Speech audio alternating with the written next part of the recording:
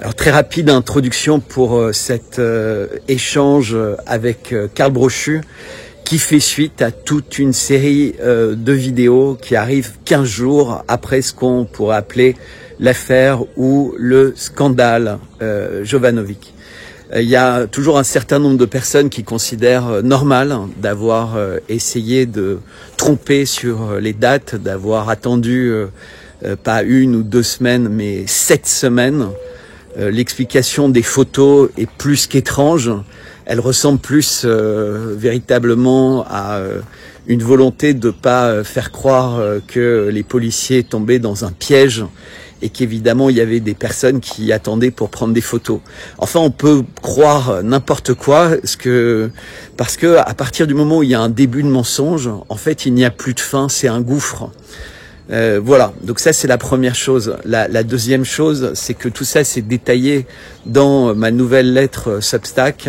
Et pour ceux qui sont abonnés, eh bien, vous aurez la possibilité de voir en entier la vidéo qui dure 666 secondes. Et à la fin, je pense que vous ne vous poserez plus de questions sur véritablement ce scandale en mafia organisée. Je dis bien mafia organisée.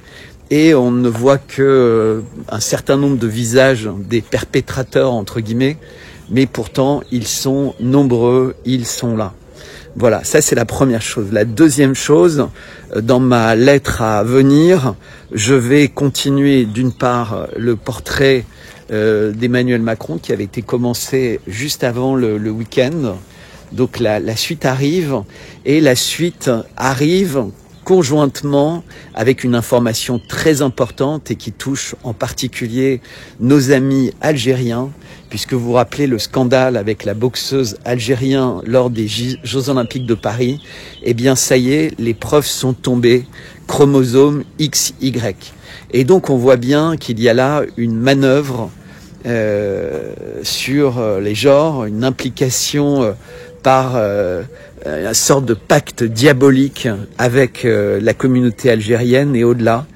Et c'est monstrueux d'avoir entraîné cet athlète, sans doute à l'insu de son plein gré ou à l'insu de la pleine conscience de ce que tout ça a impliqué.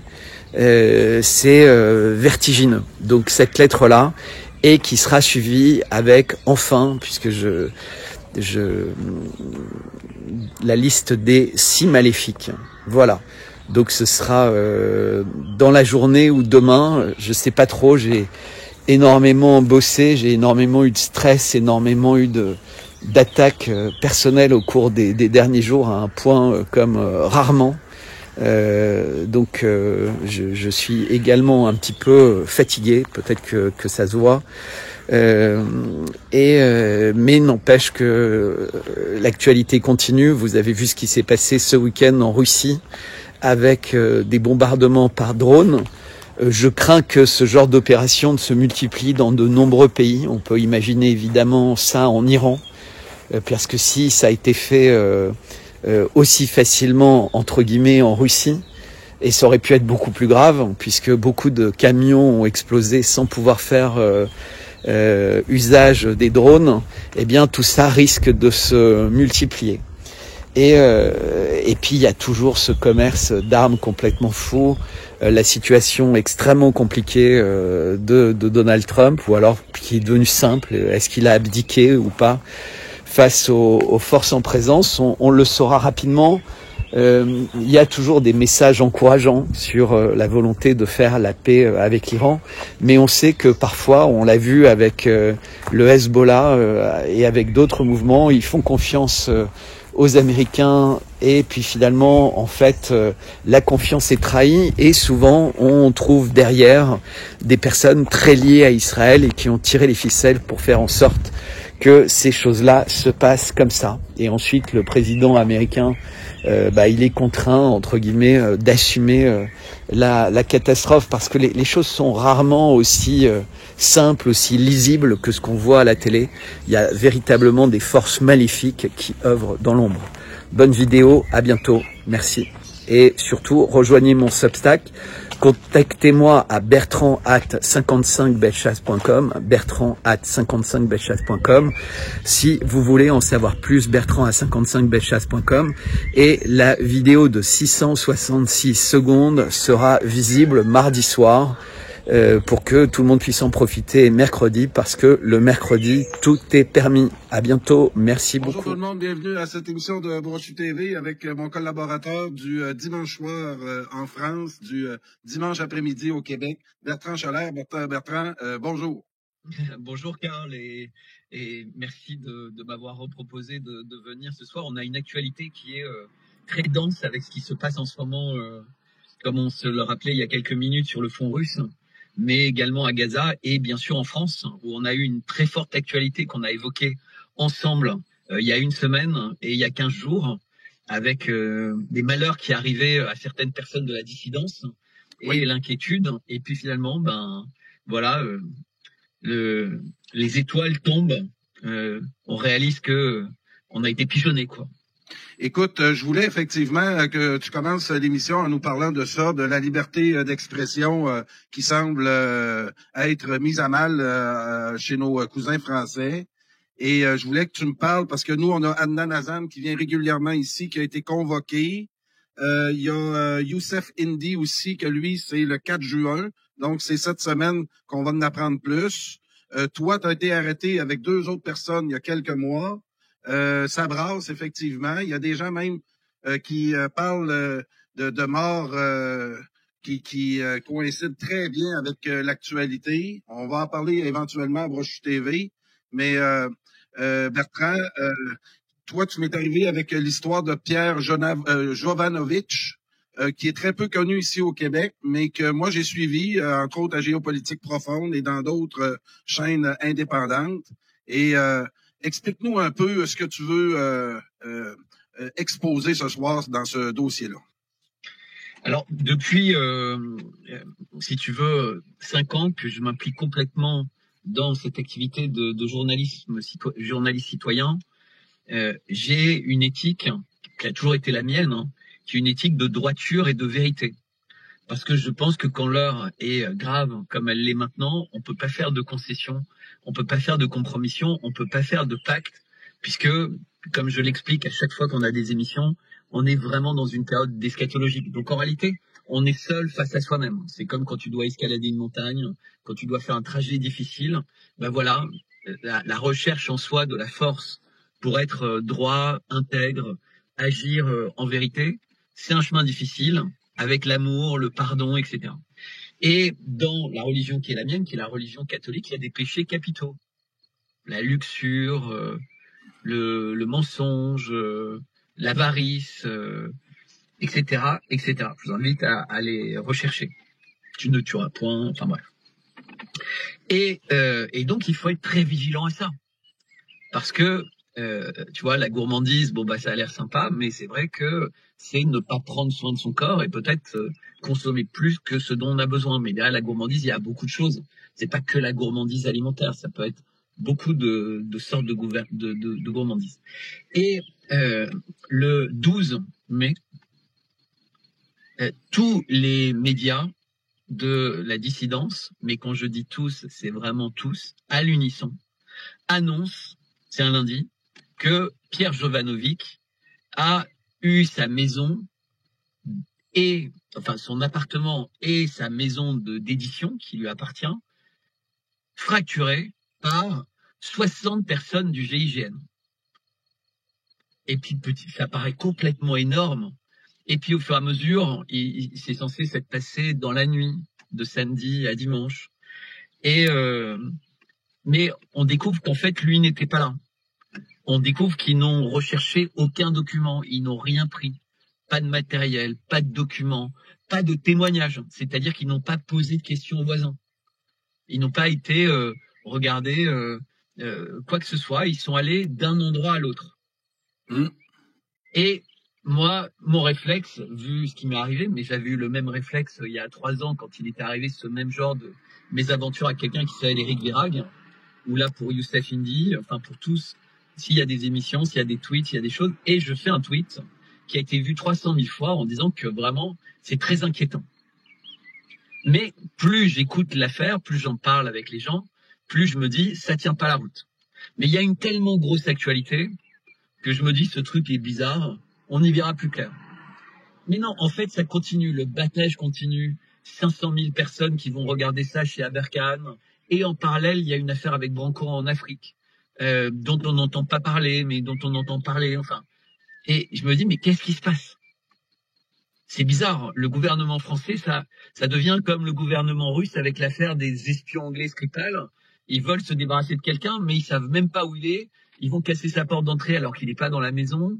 Ils l'empoisonnent, mais avec un truc qui ressemble plus à un empoisonnement alimentaire. Tu vois, un staphylocoque, c'est pas vraiment un truc qui est utilisé par les agents secrets. Enfin, peut-être, hein, si tu veux donner une grosse chiasse à quelqu'un, etc. Mais je me dis, mais qu'est-ce que c'est que ça? Alors, Branco, lui, a rien dit. Tu vois, je pense qu'il a eu peur, parce que t'as peur quand t'es impliqué comme lui, mais il a rien dit, tu vois. Il a attendu d'avoir des résultats d'analyse, d'avoir des choses, et puis finalement, il a décidé de rien dire. Mais d'autres ont beaucoup parlé pour lui. Et finalement, assez négativement, parce que, tu vois, passer son temps à crier au loup, à dire, bah voilà, il a peut-être été empoisonné, c'est peut-être le gouvernement, c'est peut-être machin, bah, en fait, il en restera une trace. C'est-à-dire que maintenant, à chaque fois que quelqu'un dira quelque chose, il va y avoir une forme de méfiance encore plus grande que la méfiance naturelle. Mais Jovanovic, moi, je l'écoute jamais, donc ça m'intéressait pas, tu vois. Et il y a 3 jours, je suis quelqu'un qui s'appelle Camille Moscou, et elle a un tweet dans lequel elle a un extrait de 2 minutes d'une vidéo de Jovanovic avec Richard Boutry. Et il y a un pétage de plomb de Jovanovic parce que Richard Boutry lui dit « Mais pourquoi t'as fait une mise en scène? On découvre maintenant que ça t'est pas arrivé le week-end avant le 12 mai, qu'en fait ça t'est arrivé en mars. Pourquoi t'attends en mars pour dire en mai ça ?» Et là c'est le début de l'iceberg. Parce qu'évidemment, moi, si le 12 mai, on m'avait dit qu'il parlait d'un truc de mars, j'aurais jamais fait de tweet. J'aurais dit, mais c'est quoi ce truc? Le mec, il est censé être en état de choc, en machin. Il est même pas mis en garde à vue. Il est pas arrêté. Il est pas recherché. Il est sur tous les plateaux depuis 15 jours. Ce qui veut dire qu'en fait, il y a un truc très bizarre qui s'est passé, puisque s'il voulait le voir, il aurait été convoqué. La police, tu vois, déplace pas 60 personnes. Bon. Et là, je me dis, c'est intéressant quand même, ce truc. Et Richard Boutry, avec qui j'avais fait une émission avant, me dit, mais toi, c'est un thème, parce qu'il regardait mes lettres, et il se trouve que ce jour-là, j'avais posté une lettre, mais qui n'avait rien à voir avec Richard Boutry, où je parlais de ce qui se passait aux États-Unis, de la déception que j'avais concernant Trump, et donc je disais, voilà, moi, je reste persuadé que c'est un humain qui peut toujours changer, et qu'il est celui qui a le talent, mais pour l'instant, il est en train d'être complètement parasité par les gens de son entourage. Et je dis, de la même manière, dans les gens de la résistance, il y a des gens qui parasitent pour passer leur temps à faire des fausses prédictions, des faux machins, etc., etc. Et ce qui fait qu'en fait, les gens ont leur cerveau occupé et ils ne s'occupent plus d'eux-mêmes, ils s'occupent plus de leur foi, de leur famille, de leur temps, enfin, et ils se mettent à croire des choses folles et ils sont souvent très énervés. Et donc, ils m'invitent et je me retrouve vraiment avec 2 personnes très remontées et manifestement qui n'ont pas envie qu'on discute de Jovanovic. Et d'une certaine manière, ils ont raison. Il y a 1 milliard de sujets plus importants. Mais moi, je répète, en tant que catholique, il n'y a rien de plus important que ce qu'on appelle les marchands du temple dans l'Église. C'est la seule fois où Jésus s'énerve. C'est dans tous les évangiles, cet épisode des marchands du temple, et c'est la clé. La clé, c'est celle de la trahison, celle des personnes qui viennent perturber le saint des saints. Donc nous, on est censé être l'endroit de la vérité, et c'est les gens qui viennent y introduire le mensonge. Et comme Richard est également catholique, ça l'intéresse. Et donc il y a un débat là-dessus, je vais pas revenir, ça part un peu dans tous les sens. Et mais j'ai quelqu'un, dans la foulée, dans la nuit, plusieurs personnes, qui m'annoncent que eux ont étudié ça de très près, et qu'ils ont rassemblé plein d'informations, plein d'extraits de vidéos sur les contradictions de Jovanovic. Sur le fait qu'un jour, il dit, ils sont d'abord venus dans ma maison, et le lendemain, il dit, ils sont d'abord allés dans ma maison d'édition. C'est du jour au lendemain, si tu veux, et à chaque fois, il donne des détails pour expliquer pourquoi ils vont de l'un à l'autre. Ensuite, il dit, ils sont sans doute venus de façon très excitée, à cause d'une émission que j'ai faite le 5 mai sur TV Liberté, etc., etc. Alors oui, passe quelques minutes du montage, tu peux le mettre au début, parce qu'en fait, il y a un montage qui dure 666 secondes, qui est sur ma dernière lettre Substack. Et je pense que quand on regarde le montage, à la fin, on n'a plus aucun doute sur deux choses. Petit 1, on s'est fait balader comme des enfants par cette histoire-là. Et petit 2, on s'est fait balader par une bande organisée qui savait, qui était d'accord, etc. Je te propose de passer les 3 premières minutes avec le son et après on en débattra. Puis plus tard, on pourra peut-être passer plus. Mais vous trouvez ça sur ma lettre Substack et franchement, j'aimerais bien que vous soyez plus nombreux à vous abonner. Donc, au début, je mets des petites barrières en fait avant de rendre les vidéos publiques. J'ai des choses à dire là-dessus, des parallèles à faire au Québec avec certains lanceurs d'alerte. Je te reviens tout de suite après ça. On écoute ça ensemble. JPN débarque avec tout un escadron chez l'auteur star et ami Pierre Jovanovic. Et désolé, le son est très bon. Je vais juste essayer de l'augmenter. Donnez-moi 2 petites secondes. Je suis désolé. Je vais juste regarder dans mes paramètres de son pour essayer d'augmenter le son. Désolé. On va l'essayer au fond, sinon on aura un aperçu. J'ai monté le son. JPN débarque avec tout un escadron chez l'auteur star et ami Pierre Jovanovic et dans sa maison d'édition Le Jardin des Livres à 6 h du matin. Ah, c'est pas 6 h. Ah bah je me suis trompé. On va en parler. On va en parler. Non, parce que 6 h, ça aurait été légal. Alors, ça, oui, je vais faire sur pause. Alors là, vraiment, je vous demande de remarquer que tout le monde est censé être en émoi. Moi, j'avais pas vu cette émission de GPTV. Hein, c'est la personne qui a fait le montage. Vous voyez que Borowski est mort de rire. On devrait tous être hyper inquiets. Et il y a quelqu'un qui a été poursuivi. On ne sait pas s'il est en train d'être convoqué, si la police le recherche, etc. Ils sont morts de rire. Et déjà là, tu vois, ça devrait mettre la puce à l'oreille. Comment, dans un moment si grave, avec quelqu'un qui dit « Ils ont failli me mettre à Sainte-Anne, vous imaginez pas, je suis hyper stressé, j'ai dû appeler ma famille, je suis machin, etc. etc. » Puisque c'est tout ce qui va être dit finalement. Et il se marre sur l'heure, 6 h, machin. Comme s'il venait d'être pris déjà le début de la main dans le sac, tu vois. Ah merde, on n'a pas suffisamment bien préparé le truc.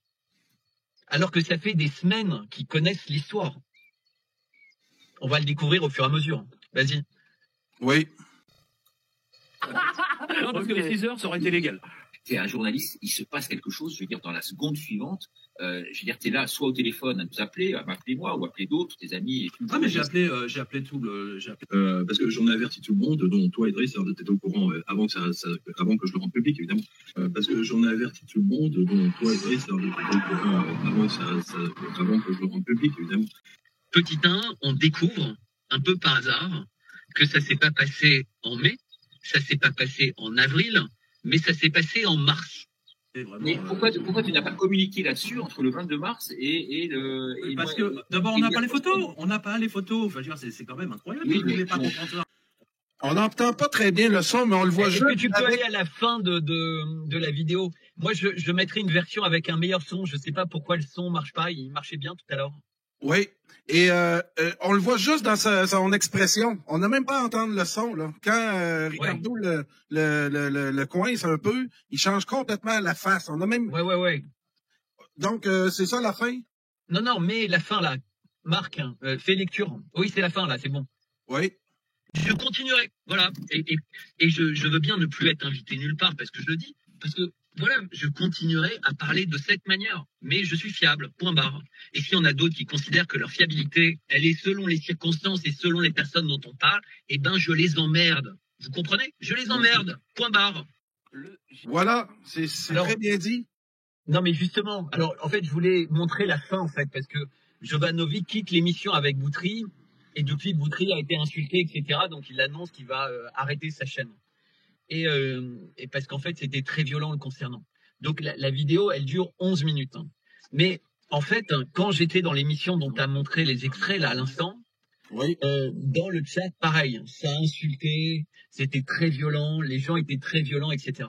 Et ce que j'essaie de dire aux gens, c'est que ce qu'ils sont en train de faire, c'est sous prétexte que Jovanovic est dans la résistance depuis longtemps, qu'il a fait des choses bien, que ceci, que cela, en fait, il faudrait excuser quand il fait ça.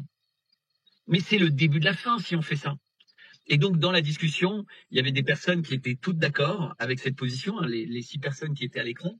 Et on évoquait, par exemple, tu vois, les problèmes dans l'Église catholique. Si tu veux, quand dans l'Église catholique, il y a des scandales sexuels ou pédophiles qui sont apparus, heureusement qu'il y a des gens qui ont eu le courage de les dénoncer. Et que tout le monde dans l'Église n'a pas considéré qu'il fallait se taire et laisser faire. Et c'est vrai également chez nous. C'est-à-dire qu'on ne pourra pas devenir clair dans nos têtes, s'intéresser aux choses importantes, si on continue à avoir 90% de l'audimat de la résistance qui est entre les mains de ces gens-là.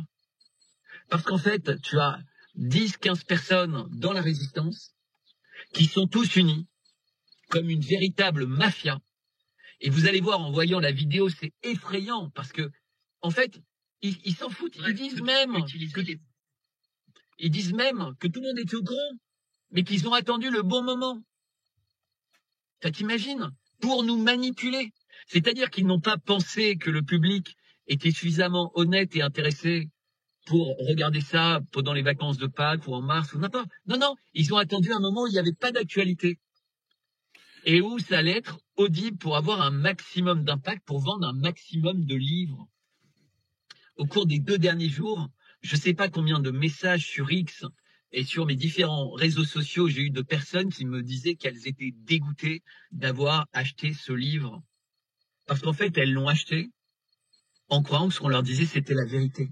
Parce qu'on ne peut pas passer notre vie à nous méfier. Et comme tu as l'autorité de Toxin, l'autorité d'Aberkan, l'autorité de GPTV, l'autorité de Média 4K2. Donc même si les gens ont un petit doute concernant Jovanovic, le doute est effacé par toutes ces personnes.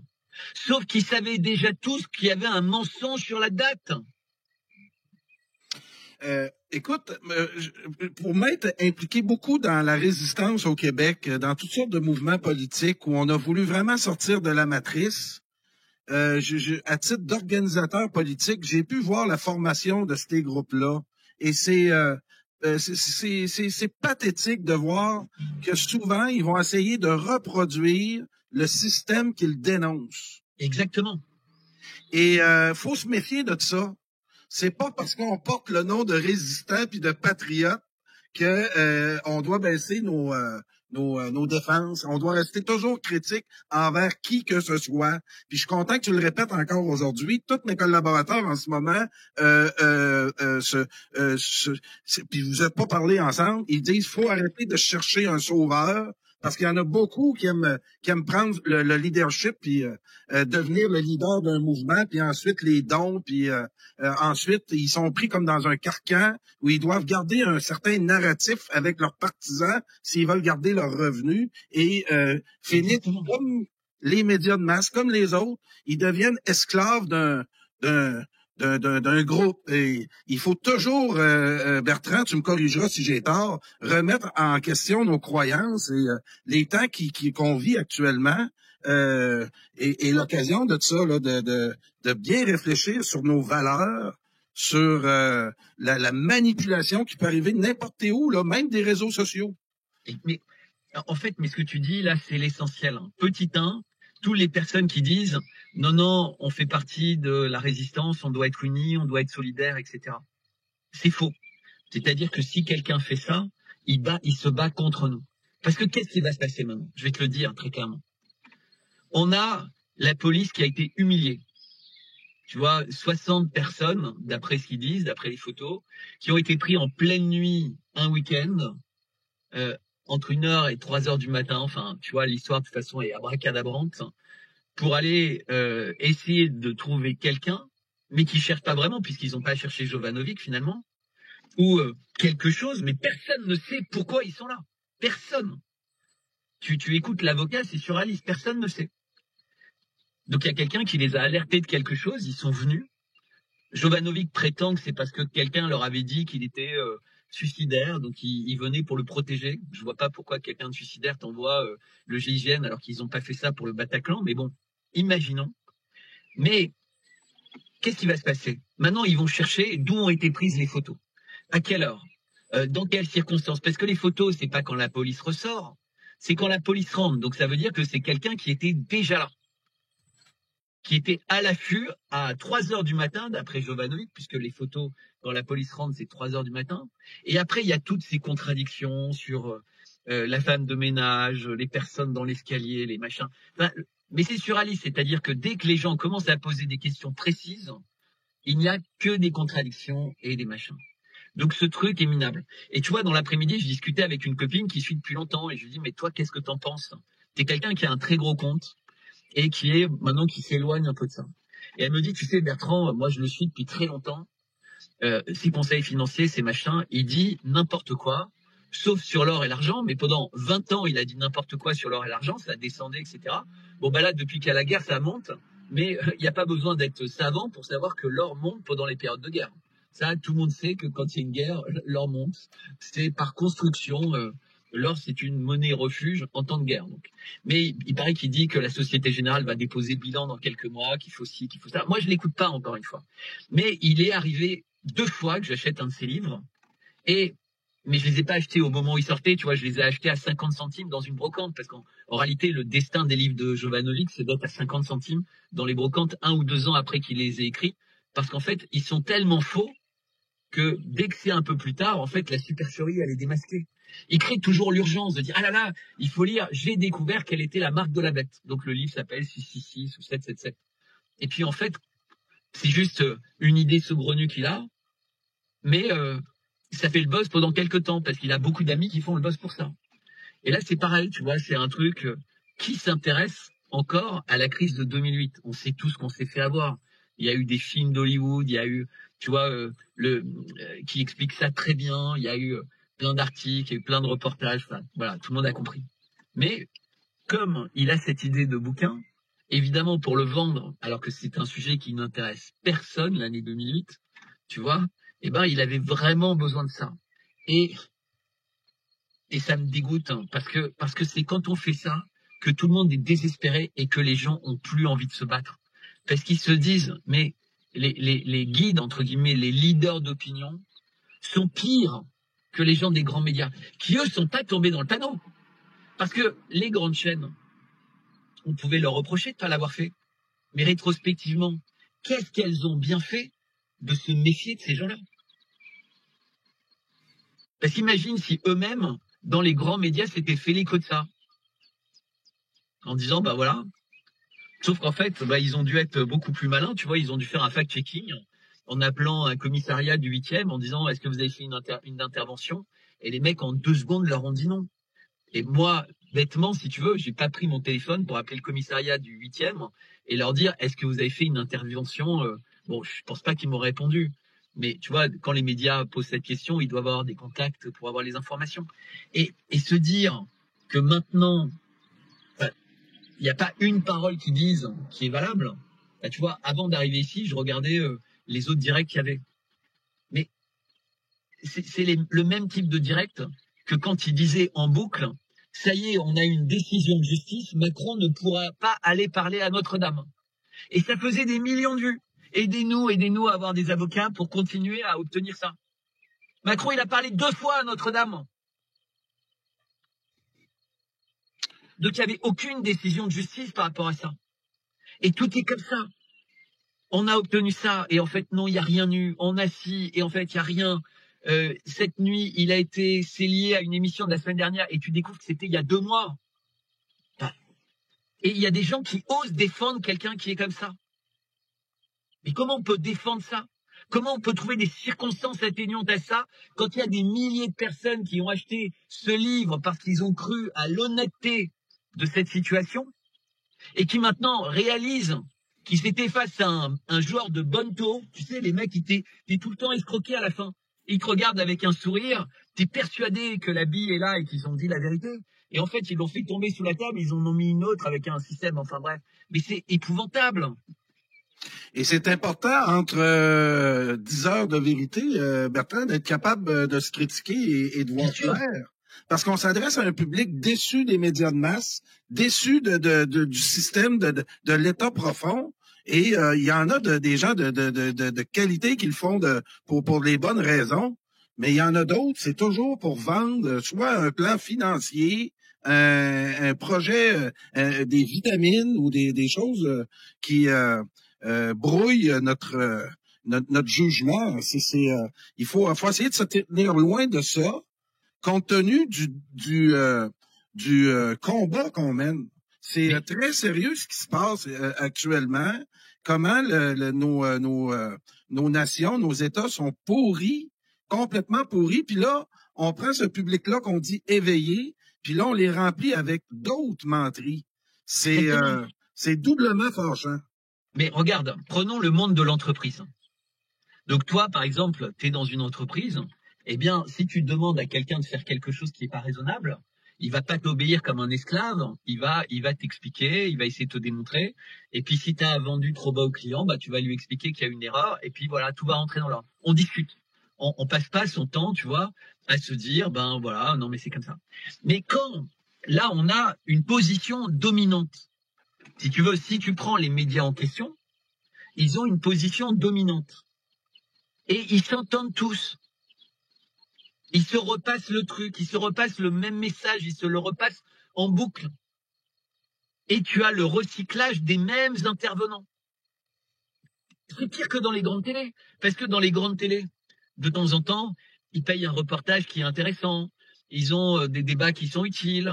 Même dans les très grandes chaînes. Tu vois, t'as des choses, t'as des films, t'as du sport, si t'aimes ça, Mais là, tu n'as que du bourrage de crâne du matin au soir, comme dans les chaînes d'infos, mais sans avoir les moyens de faire des reportages ou d'acheter des reportages de qualité. Donc ce n'est que du radotage à longueur de journée par des personnes qui sont pas connectées à l'actualité et qui ne veulent pas se disputer entre elles. Donc ce qu'on est en train de faire, c'est interdit sur ces chaînes-là. Oui. Oui.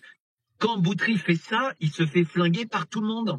Et comment les gens disent, ah, tu vois, mais non, mais en fait, il est infiltré, il veut détruire la résistance de l'intérieur. Mais il veut pas détruire la résistance de l'intérieur, il veut la sainir. Il veut lui donner envie de vivre assez longtemps. Quand on a une dent cariée, on ferme pas les yeux. On dit pas, non, mais attends, c'est une carie. Du côté gauche de ma bouche, c'est le côté de ma bouche qui résiste. Donc on va pas dire du mal de mes dents du côté gauche de ma bouche. Mais non, mais si elle a une carie, il faut la soigner. Tu vois ce que je veux dire? Ben oui, ça crève les yeux comme logique. Et en même temps, ces espoirs-là que certains ont créés, on en profite. Moi, j'ai eu la chance au Québec, Bertrand, de connaître une bonne partie des résistants à la crise covidienne. Et j'ai connu Alexis Cossette-Trudel de l'intérieur comme son organisateur politique. Ce qui m'a amené à être l'organisateur politique de sa formation politique d'un chef qui ça veut rien dire aux gens d'Europe, mais qui s'appelait Stéphane Blais, puis qui proclamait à l'époque, avant la COVID, il cherchait un os pour devenir populaire, et il parlait de démocratie directe, le pouvoir au peuple. Mais quand est arrivée la COVID, ils se sont liés ensemble, et c'est devenu effectivement une secte où ceux qui la même chose, ils sont devenus pareils. Ça devient rapidement un miroir des gens qui le dénoncent. Il faut faire attention à ça, Bertrand. Toi, moi, n'importe qui, on peut tomber dans cette ivresse-là, ou je sais pas trop, là. Il y a quoi, il y a une faiblesse humaine là-dedans. Surtout, ce qui est terrible, et moi, ce qui m'a vraiment fait de la peine, c'est que dans l'émission chez Aberkan, il n'y avait pas qu'Aberkan et Jovanovic. Au milieu, il y avait un avocat. Oui. Et qui a joué le jeu de cette confusion. Ah oui. OK. Puis c'est quelqu'un auquel les gens font confiance pour prendre leur dossier. Mais on sait très bien, moi en tout cas, c'est mon éthique de vie, alors que j'ai un procès qui arrive. Mais je n'ai pas du tout l'intention de mentir.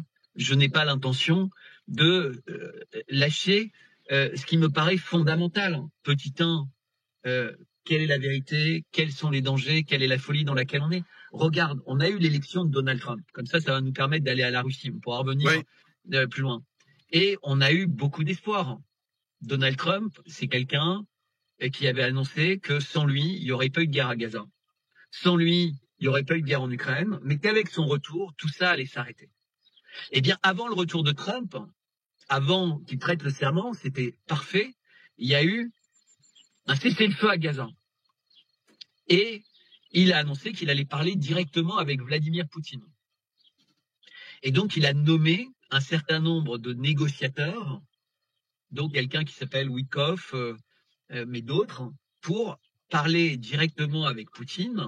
Puis ensuite, Donald Trump allait valider que Poutine était bien, prêt à discuter. Enfin, c'était Witkoff qui était censé prendre la température. Et Poutine jouait le jeu de le voir en direct. Poutine n'a pas dit « rencontrer mon Premier ministre, rencontrer mon conseiller ». Le président de la Russie, qui est dans une opération spéciale énorme contre l'Ukraine, prenait les rendez-vous lui-même. Il n'envoyait personne d'autre. C'est-à-dire qu'il respectait tellement Trump et l'idée de paix qu'il acceptait d'être celui qui était dans ces réunions-là. Comme quoi, il montrait, tu vois, à quel point c'était important pour lui. Et ils ont commencé à parler. Et très vite, Trump a fait passer le message que Zelensky n'était pas quelqu'un qui avait une légitimité. Et malheureusement, entre Macron, Starmer, etc., Scholz à l'époque, Merz maintenant, mais également les gens autour de Donald Trump, ils lui ont dit « Attends, les Américains ne pourront pas comprendre, les Européens ne peuvent pas comprendre, tout le monde ne peut pas comprendre. Zelensky, c'est comme Churchill, tu dois le voir, tu feras semblant, tu feras ce que tu veux, mais ne l'éloigne pas comme ça, parce que on a donné des centaines de milliards, ne te désunis pas de nous. » Et ça a marché. Il savait qu'il ne devait pas le voir, il avait l'instinct qu'il ne devait pas le voir, et il a accueilli à Washington Zelensky, et depuis cette date-là, il a totalement perdu la main. Ah oui. Mais c'est le moment marquant, c'est cette espèce de pétage de plomb avec Zelensky, qui ensuite fait la tournée des médias américains, puis fait la tournée de l'Europe, puis obtient des milliards d'aides. Et je me rappelle à ce moment-là, moi je commence à m'inquiéter, mais il y en a plein qui disent « Non, Trump est génial, il a un plan, etc. » Moi je comprends pas comment tu peux avoir un plan quand le résultat de ton plan c'est une cata, puisqu'il y a des milliards de données, mais je me dis, peut-être que lui il va dire qu'il arrête de donner des armements. Mais en fait, il n'arrête pas de donner des armes. Il vient de vendre 18 milliards d'armes à Taïwan. Il a autorisé, parce que les armes américaines pourraient être transmises dans un pays étranger, il a autorisé les Pays-Bas à finaliser le transfert de leur F-16 vers l'Ukraine. Il continue à vendre des armes et le Pentagone, très régulièrement, c'est 500 millions, 1 milliard, 2 milliards, 3 milliards. Alors c'est vendu maintenant. Mais en plus, il a obtenu, parce que c'était très important pour lui, les terres rares ukrainiennes. Mais c'est complètement débile cette négociation des terres rares ukrainiennes. Puisque tant que la Russie n'a pas stabilisé une frontière et continue à rentrer en Ukraine, l'Ukraine n'est pas en mesure de négocier les moindres terres rares. Parce que si la Russie va jusqu'au Dniepr, eh ben c'est 99% des terres rares ukrainiennes qui sont côté russe. Donc que vient faire cette négociation de terres rares qui arrive avant même la fin de la négociation avec les Russes? Ou alors qui sous-entend « donnez-moi des terres rares et je vais rentrer en guerre avec les Russes ». Donc comment veux-tu négocier quoi que ce soit avec les Russes si tu donnes l'impression d'être dans un double jeu? Et c'est tout le problème de Trump. Il ne peut pas se focaliser totalement sur un seul enjeu. Il a besoin d'aller dans tous les sens. Et ça a été pareil avec les tarifs.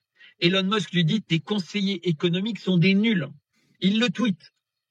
Et bien Trump a continué à écouter ses conseillers économiques. Et finalement, il a suffi que quelques jours pour qu'il baisse sa culotte, parce qu'il s'est rendu compte qu'en fait, la Chine lui faisait un doigt d'honneur, et c'était lui qui était obligé de reculer sur les tarifs, mais même d'annuler les tarifs sur plein de produits. Téléphonie mobile, ordinateur. Et puis surtout, il a découvert qu'il n'y avait pas que les ventes qui arrivaient directement en Chine, il n'y avait pas un seul produit qui arrivait aux États-Unis, high-tech ou autre, qui n'avait pas en lui du Made in China. Bertrand, il y a un ethnocentrisme de la part des Occidentaux, ce qui fait une barrière idéologique qui nous empêche totalement d'arriver à ce que tu viens d'essayer d'expliquer là. Les gens, dans leur sinophobie, dans leur russophobie, dans l'idée que c'est toutes des méchantes dictatures, puis nous, on est d'excellentes démocraties avec des droits humains extraordinaires, impossible de donner le moindre bénéfice à ces pays-là. Puis on n'est pas capable, en ce moment, de les citer en exemple. De dire, regardez ce que la Chine a fait, regardez ce que la Russie, comment ils se sont rebâtis, comment ils ont travaillé fort pour arriver à ça. T'as une barrière idéologique qui nous garde dans notre caca, là. C'est tout. Mais je vais te dire un truc, on en a déjà parlé, mais je vais le redire rapidement, puisque c'est un des points très importants de toutes nos discussions, et c'est pour ça qu'on fait ça ensemble le dimanche, en fin de semaine. Le problème, c'est que toutes les chaînes dont on a parlé ne font appel qu'à des experts. Donc il y a un expert sur le front ukrainien, il y a un expert sur l'électricité, il y a un expert sur le langage, tu sais, les trucs de langage, il y a un expert sur l'environnement, il y a un expert sur la politique politicienne. Et donc tu n'as que des gens qui regardent un petit bout de la lorgnette. Mais pour comprendre ce que tu viens de dire, pour sortir de l'ethnocentrisme, pour commencer à voir les choses globalement, ben, il faut écouter des gens qui te permettent de prendre un peu de recul et de comprendre que tout ça est lié. Que quand tu regardes ce qui se passe à Gaza, si tu ne penses qu'en termes économiques, tu dis « Ah non, mais Gaza, c'est fait pour le gaz », tu te trompes. Si tu penses que Gaza, c'est fait parce qu'en fait, ils veulent faire un canal Ben Gourion, tu te trompes. Si tu penses qu'ils veulent faire, qu'ils se battent à Gaza parce que Netanyahou est fragilisé et qu'on sait quand c'est une guerre, on avait vu ça avec Bush, ben, la popularité du chef de guerre augmente. Mais c'est pas la vérité. Tout est beaucoup plus compliqué, en fait. C'est la somme de plein de choses. Ouais. Mais quand tu regardes les inerties sur le temps, tu te dis qu'il y a quand même une main diabolique. Parce que la lignée de Netanyahou, qui remonte vraiment loin, elle est toujours dans le camp le pire de l'histoire. La lignée de Macron et de Brigitte, elle est inconnue.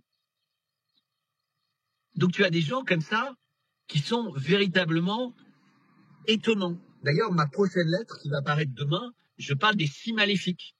Puis après, je ferai la suite d'un portrait que j'ai commencé la dernière fois et j'ai plusieurs personnes qui me demandent vraiment instamment la suite. Mais tu ne peux pas faire ce que tu as dit, c'est-à-dire avoir une vision qui nous sort de notre petit truc franco-français où on s'intéresse. Tu ne peux pas comprendre les dynamiques dans le monde, les BRICS, la Russie, le Vatican, etc. Si tu prends les choses par le petit bout de la lorgnette. Tout est lié. Mais vraiment lié. Et c'est pas parce que des gens vous donnent des pièces de puzzle dans une émission que le puzzle va commencer. Il faut que vous ayez quelqu'un qui vous donne les pièces du même puzzle. Parce que selon le profil de l'expert qui vous parle, il va pas faire la pièce de la Chine. Elle n'aura pas la même forme que celle de celui qui vous a fait le modèle entier à l'intérieur duquel la pièce de la Chine, elle est très connectée avec un certain nombre de choses, mais également avec d'autres auxquelles on ne peut pas penser quand on ne parle que de la Chine, de façon dissociée du reste. Tu vois ce que je veux dire? Oui. Et donc, c'est pour ça qu'en fait, la question, c'est toujours pareil. C'est un travail sur l'âme, un travail sur le bonheur, un travail sur l'humanité, la liberté. En fait, nous, quand on essaie de parler, on n'essaie pas d'enfermer les gens dans notre modèle pour qu'ils viennent tout le temps. On essaye tout le temps de les libérer, de leur expliquer les choses avec pédagogie. On leur dit pas, oh, ils étaient 60, c'était à telle heure, c'était là. Non. Quand on leur dit ça, c'est vraiment pour démontrer quelque chose, mais pour expliquer quelque chose de plus grand, de plus essentiel pour eux. Parce qu'en fait, c'est peut-être la première fois que c'est visible pour tout le monde que tous ces gens-là sont une bande organisée, qui se sont mis d'accord entre eux pour que le plus riche d'entre eux, parce qu'il semblerait que le plus riche de tous, ce soit Jovanovic, de tout cela. Et ça, c'est plusieurs personnes dans le chat qui m'ont dit, donc quelqu'un qui a participé à la comptabilité de cette boîte, et qui dit, mais tu n'imagines pas les sommes. Parce qu'en fait, tu as des gens comme ça qui ont croisé ces gens-là, et qui ont été très déçus, qui ont été, tu vois, qui voulaient aider, et puis, mais en fait, quand tu fais ce que je fais, mais tu peux même pas imaginer toutes les informations que j'ai eues au cours des 3-4 derniers jours. Et je sais pas de faire comme d'autres à une époque, j'ai eu la bite d'un tel ou le machin. Non, non. C'est parce qu'en fait, les gens se rendent compte que c'est maintenant ou jamais qu'on doit essayer d'assainir et qu'on doit, entre guillemets, pas dire ces gens-là doivent partir, mais qui doivent au moins signer un espèce de protocole de, tu sais, comme les trucs des journalistes de Munich. Oui. Tu sais, parce que on reproche aux médecins, on reproche à tout ça leur corporatisme pendant le Covid. Mais là, il y a le même corporatisme. Tu l'as dit toi-même. On annonce qu'on va parler de ça. Et tu dis, mais tu n'avais jamais vu autant de violence dans le chat. C'est-à-dire, il y a des gens qui n'ont même pas honte de protéger en notre sein des gens qui agissent comme ça et qui trouvent que c'est naturel et que ça doit persister. Ça ne l'est pas. Et c'est pour ça que dans l'émission où tu mettais l'extrait, et j'ai dit, mais ceux qui pensent que ça l'est, je suis désolé, je vais être vulgaire, je vous emmerde. Au début de ma lettre Substack, tu peux mettre le tout début de la lettre Substack. Oui. Pas la vidéo, hein, le début. Non, celle-là ici. Voilà. Je te mets ça à l'écran. Tout de suite. Oui. Là, tu regardes, le texte descend un petit peu. Oui. Tu descends un peu dans la lettre. Et là, moi, je réussis pas à lire, j'ai un trop petit écran. OK. Rappelez-vous mes lettres précédentes. Je vous avais prévenu, je vous avais tendu le dossier marchand du temple. Jésus dit à Simon le Zélote et aux apôtres, ne vous intéressez pas à la politique, construisez plutôt votre âme. Car même au sein du tumulte des empires, même dans l'injustice des lois ou la corruption des rois, ce qui sauve l'homme, ce n'est pas la conquête, mais l'éveil.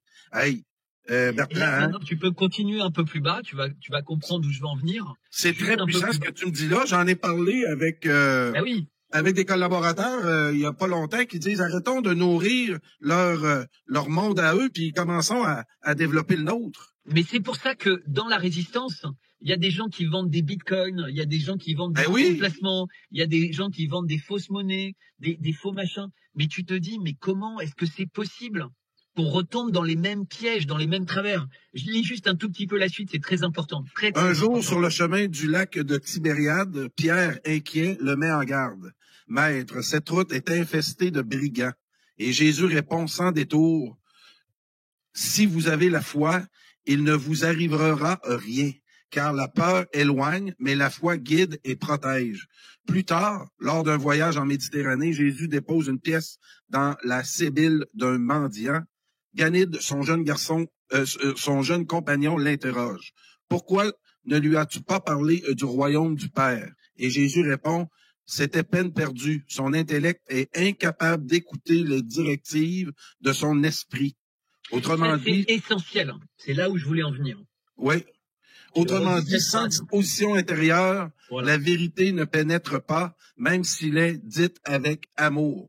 Écoute, c'est toi qui m'avais dit, Carl, faut que tu lises la Bible. Là, aujourd'hui, puis il n'y a pas d'hasard dans la vie. J'ai traité de ces sujets-là dans les derniers jours et ça m'apparaît être essentiel là, si on veut s'en sortir. Exactement, parce que d'une part, ça ne ment pas, et c'est pas la Bible, c'est les évangiles, c'est la vie de Jésus-Christ. C'est très important de te focaliser sur les évangiles de la vie de Jésus-Christ. Mais qu'est-ce qu'il vient de dire en fait le Christ? Parce que en soi, c'est pas très gentil de dire il a donné la charité, mais la personne qui est avec lui, Ganide, lui dit mais tu aurais pu lui donner bien plus que ça, tu aurais pu lui donner la parole de Dieu, tu aurais pu lui dire et Jésus dit, bah non, déjà, pour l'instant, ce qu'il avait besoin, c'est ce que je lui ai donné, c'est une pièce pour vivre, pour survivre, et peut-être pour le mettre en condition de comprendre un jour. C'est-à-dire que son âme, que ses prédispositions soient le rendre capable de comprendre l'importance de cette vie intérieure, l'importance de croire en Dieu, l'importance de croire en des choses qui dépassent en fait uniquement le côté vénal, le côté pavlovien quotidien de la réaction. Et là, j'insiste là-dessus. C'est qu'en fait, le travail qu'on essaie de faire, parce qu'on se revoit souvent, mais c'est le même travail de planter des graines pour essayer de faire germer quelque chose qui permet aux gens de se défendre par eux-mêmes. C'est comme si tu fais de la musculation, du sport, si tu as une alimentation saine, etc. En fait, sans t'en rendre compte, ton corps va se préparer. Et moi, ce qui me touche le plus au fur et à mesure des mois qui passent, c'est que je reçois de plus en plus de lettres de personnes qui me disent « mais vous n'imaginez pas le bien que vous m'avez fait ». Pas parce que vous insultiez Pierre, Paul ou Jacques, etc. Parce que vous m'aidez à comprendre et à mettre des mots sur ce qui n'en avait plus, parce que personne ne voyait les choses comme je les ressentais. Et d'un seul coup, le puzzle devient clair. C'est-à-dire que ce que vous dites, ça correspond à ce que je ressens en moi. Vous m'avez pas imposé un narratif. Vous n'êtes pas comme tous ces gens qui imposent un narratif. Macron est un con. Vous m'avez fait comprendre que c'était pas le cas. Mais tous les marchands du temple dont je parle, Aberkan, Toxin, Média 442, tous, et pourtant il y en a certains parmi eux que j'aime bien, que je pense plus honnêtes, plus fiables, ils sont tous dans le même narratif. On peut le battre sur le terrain des élections, on peut le battre sur le terrain pénal, on peut le battre sur le machin. À chaque fois qu'ils ont fait ça, qu'ils sont allés manifester, qu'ils sont allés sur un tribunal, qu'il y a eu des lois, ça a toujours été contourné. L'IVG, l'euthanasie, les retraites, tout est passé. Il parlera pas à Notre-Dame. Il y a même pas eu d'enquête sur l'incendie de Notre-Dame. Tout passe. Mais les gens continuent à dire qu'il est nul. Il est réélu, il surfe, il marche sur l'eau, il marche sur le feu, il marche dans les nuages. Mais non, c'est un nul. Il réussit à perturber la politique internationale. Il y a des présidents qui veulent même plus parler avec lui, tu vois, mais il fait des câlins à d'autres qui sont complètement retournés suite aux câlins. Mais non, c'est un nul. Il pourrait même pas être sous-préfet. C'est parce qu'en fait, tu comprends, c'est la marionnette de Rothschild. Et je dis, mais si Rothschild était si puissant, il n'aurait pas besoin de marionnettes. Enfin, tu vois, et quel Rothschild? Et le Rothschild, en plus, dont il parle, il est tombé dans un piège avec des comiques russes. Ça va arriver à Macron. Tu sais, le big boss de la famille Rothschild, il s'était fait avoir, il avait parlé aux comiques russes. Ah, ça, je m'en rappelle pas de ça. Explique-moi rapidement. Il y a une époque, il y avait des comiques russes qui ont réussi pendant une période, avec des outils d'intelligence artificielle, tu pouvais avoir des caméras. François Hollande s'est fait pogner, je pense, hein, aussi. Oui, et Hollande s'est fait avoir, ils sont pleins à se faire avoir. Donc tu mettais des caméras, et les gens croyaient qu'il parlait à Zelensky. Mais la voix, c'était la voix de Zelensky, elle était transformée. Donc, au début, il y a pas mal de personnes qui se sont fait piéger. Parce que tu vois, la secrétaire, c'est Zelensky, j'appelle, j'avais ce numéro, j'avais plus le numéro privé. Et les mecs étaient très contents de lui parler, ils disaient des conneries. Donc. Et entre autres, par l'intermédiaire d'Atali, qui avait redonné le numéro, parce que c'est rigolo le schéma, et David de Rothschild se retrouve à parler de Zelensky et de la reconstruction d'Ukraine. Mais on voit qu'il est complètement dépassé par le truc. Il faut bien comprendre ça. C'est que, Attali, c'est l'ancienne garde. Il a été très puissant, très influent.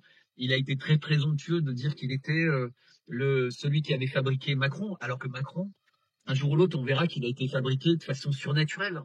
J'ai écrit une lettre, vraiment, je vous la recommande. C'est celle où j'ai eu le plus de commentaires, de remarques, où je reprends ça.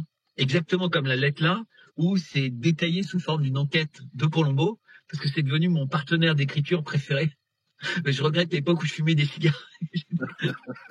Bertrand, pour terminer l'émission, parce que là, on est vraiment dans une période critique. Cette semaine, j'ai pris la peine de citer de grands géopoliticiens, dont Pepe Escobar. Ah, il est génial. J'ai écouté 2 fois cette entrevue-là, hier puis aujourd'hui. Aujourd'hui avec le capitaine Place. Et lui, il s'inquiète beaucoup, là. On avait beaucoup d'espoir, puis moi, je suis pas un anti-Trump, je suis pas un pro-Trump, puis je souhaite tout le succès, tous les espoirs qu'il nous a créés pendant la campagne électorale. J'ai dit, s'il réussit à en réaliser 30%, ça va être un exploit. Mais là, au niveau international, il a traité Poutine de fou. Et Pepe Escobar est véritablement pas rassuré là-dessus. Puis et d'après Axios, qui est un organisme très bien informé en général, les Américains ont été informés par les Ukrainiens de cette attaque. Et ils ont été informés par l'OTAN de cette attaque, puisque c'est une attaque qui, évidemment, les Ukrainiens font rien sans valider avec leurs alliés. Et surtout pas attaquer 5 bases d'avions stratégiques et une base de sous-marins stratégiques. Il y a des explosions partout en Russie en ce moment. Et donc Trump, d'une manière ou d'une autre, a validé ça. C'est-à-dire qu'il a des gens autour de lui qui ont laissé faire, ou il a lui-même validé. C'est gravissime. C'est gravissime, puis c'est ça. Le nucléaire, Ouais. le nucléaire, attaquer les capacités nucléaires d'un pays, c'est attaquer sa souveraineté stratégique. Et donc, dans le cas de la Russie, ça veut dire qu'ils peuvent s'autoriser une frappe nucléaire. La Russie, aujourd'hui, par rapport à ses règles, peut frapper de façon nucléaire. Et on a appris autre chose aujourd'hui, puisque les Russes et les Chinois ont fait passer le message qu'ils avaient fourni d'autres missiles à l'Iran. Parce qu'en fait, ils comprennent que dans ce moment où la Russie est attaquée, la suite, évidemment, ne va pas se passer en Russie, puisque la Russie va mettre tous ses systèmes en alerte, va bombarder l'Ukraine. Ça va se passer ailleurs. Là où maintenant tous les regards sont tournés vers la Russie, qu'est-ce qui peut se passer? Les attaques comme ça avec des drones, parce que l'attaque qui a eu lieu, c'est des camions dans lesquels il y a comme des étages de drones. Donc, tu as des camions avec des petits drones qui ont des grosses têtes de missiles. Enfin, c'est quelques kilos, mais quelques kilos, ça abîme un avion. Les avions ne sont pas détruits, ils seront réparables. Mais ça les abîme beaucoup. Mais il n'y a pas d'avion qui a été détruit. Tu vois, c'est pas comme un bateau coulé, etc. Donc, les images sont claires, mais en tout cas, ils sont abîmés. Et ça demandera beaucoup de travail de les réparer. Mais ils peuvent attaquer de la même manière en Iran.